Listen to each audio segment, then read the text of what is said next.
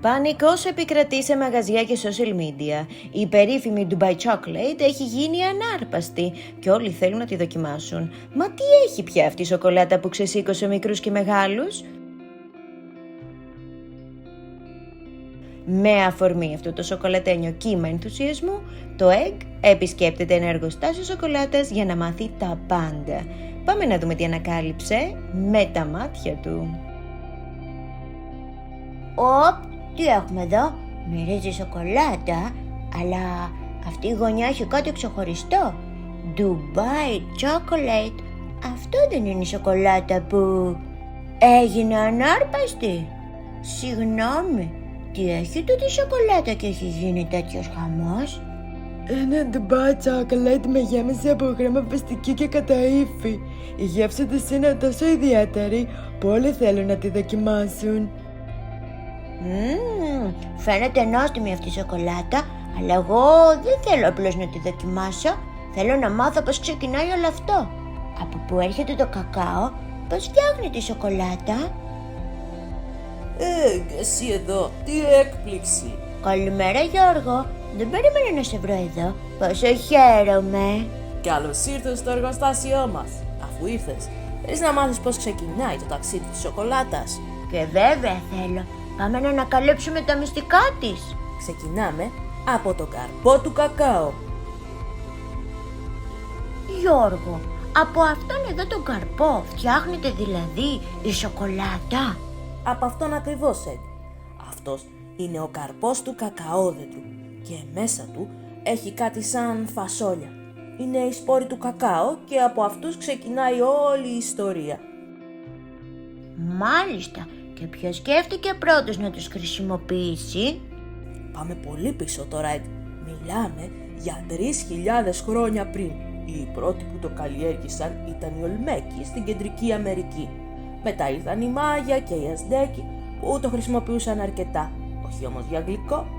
Έφτιαχναν ένα ρόφημα πικρό και καυτερό με κακάο, τσίλι και άλλα μπαχαρικά. Τσίλι, δηλαδή έπιναν πικρή σοκολάτα με πιπέρι?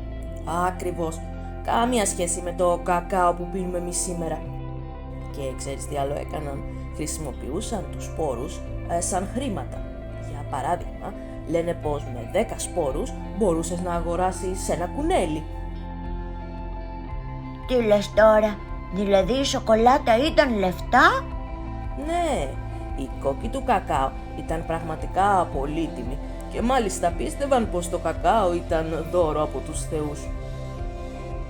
Και πότε ήρθε στην Ευρώπη? Στα πρώτα χρόνια του 16ου αιώνα, όταν οι Ισπανοί έφτασαν στην Αμερική, γνώρισαν το κακάο και το έφεραν μαζί τους στην Ευρώπη. Στην αρχή δεν άρεσε σε όλους, αλλά κάποιος σκέφτηκε να του βάλει λίγη ζάχαρη και εκεί άλλαξε όλο το παιχνίδι. Οπότε τότε έγινε γλυκό? Ακριβώς. Και από τότε άρχισε να ταξιδεύει σε όλη την Ευρώπη. Πρώτα σαν ρόφημα μόνο για αριστοκράτες. Μετά όταν αναπτύχθηκαν οι μηχανές έγινε και σε μορφή σοκολάτας όπως την ξέρουμε τώρα. Ωραία όλα αυτά. Αλλά πότε ήρθε στην Ελλάδα? Στην Ελλάδα η σοκολάτα εμφανίστηκε κάπου στα μέσα του 19ου αιώνα. Πρώτα ως ρόφημα φυσικά, σπάνιο και πολυτελές. Μετά όσο περνούσαν τα χρόνια και προχωρούσε η τεχνολογία, άρχισε να φτιάχνεται και σε πλάκα όπως τη βρίσκουμε σήμερα. Και πώς την έφτιαχναν τότε? Είχαν εργοστάσια? Στην αρχή όχι. Οι σπόροι του κακάο αλέθονταν με χειροκίνητους μήλους σαν αυτούς που άλεθαν τον καφέ. Σιγά σιγά με τις μηχανές έγινε πιο εύκολη και πιο μαζική η παραγωγή. Έτσι η σοκολάτα έγινε πιο προσιτή και αγαπημένη σε όλη τη χώρα. Τι ταξίδι κι αυτό, από τις ζούγκλες της Κεντρικής Αμερικής μέχρι τα δικά μας γλυκά. Απίστευτο. Και τώρα που έμαθες το παρελθόν της σοκολάτας, ήρθε η ώρα να δεις πώς φτιάχνεται σήμερα. Πάμε να δούμε όλη τη διαδικασία βήμα-βήμα.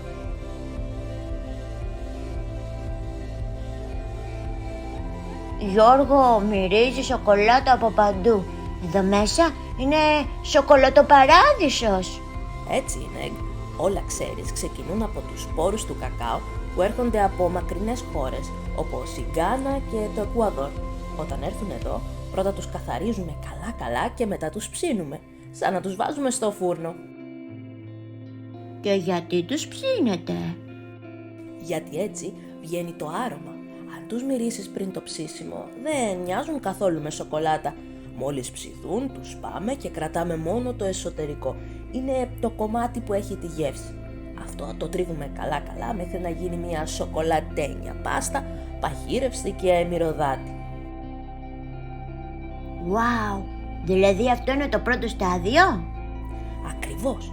Μετά προσθέτουμε ζάχαρη, γάλα σε σκόνη, αν φτιάχνουμε σοκολάτα γάλακτος, και ανακατεύουμε καλά. Αυτό γίνεται σε ειδικά μηχανήματα που δουλεύουν πολλές ώρες, μέχρι η σοκολάτα να γίνει ηλία, μαλακή και νόστιμη. Και όταν είναι έτοιμη την παγώνουμε σωστά για να αποκτήσει το γνωστό της crack όταν τη σπάμε. Έπειτα τη βάζουμε σε καλούπια και αμέσως έχουμε πλάκες σοκολάτες έτοιμες. Τελικά είναι σαν μαγική συνταγή. Ψήσιμο, σπάσιμο, ανακάτεμα και σοκολάτα. Ναι, αλλά πίσω από αυτή τη μαγεία κρύβονται πολλές ώρες δουλειάς και αγάπης.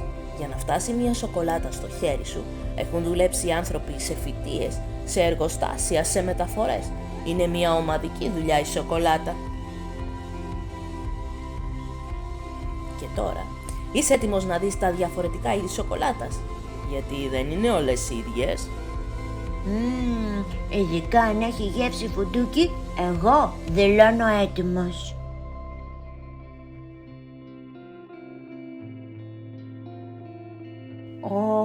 Εδώ είναι ο παράδεισος της σοκολάτας. Τι είναι όλα αυτά? Είναι διαφορετικές? Η σοκολάτα δεν είναι μία και μοναδική. Έχει πολλά είδη. Πάμε να σου τα δείξω. Αυτή είναι η μαύρη σοκολάτα. Περιέχει πολύ κακάο και λίγη ή καθόλου ζάχαρη. Είναι πιο πικρή αλλά και πιο δυνατή σε γεύση. Την προτιμούν όσοι αγαπούν την αυθεντική γεύση του κακάο. Δυνατή. Ακριβώς. Και πάμε στην πιο κλασική, τη σοκολάτα γάλακτος. Έχει λιγότερο κακάο, αλλά προσθέτουμε γάλα και περισσότερη ζάχαρη. Είναι πιο γλυκιά και πολλοί τη θεωρούν πιο γλυκιά στη γεύση και στη διάθεση. Και τώρα η λευκή σοκολάτα. Δεν περιέχει καθόλου κακάο σε σκόνη. Είναι φτιαγμένη μόνο από βούτυρο κακάο, γάλα και ζάχαρη. Έχει βανιλένια γεύση και λιώνει εύκολα στο στόμα. Άρα δεν είναι ακριβώς σοκολάτα? Μπορούμε να πούμε πως είναι σοκολάτα με δικό της χαρακτήρα. Και τώρα πάμε στις πιο λαχταριστές, τις γεμιστές σοκολάτες. Μπορούν να έχουν μέσα φουντούκια, καραμέλα, κρέμα, φρούτα, ακόμα και μπισκότο.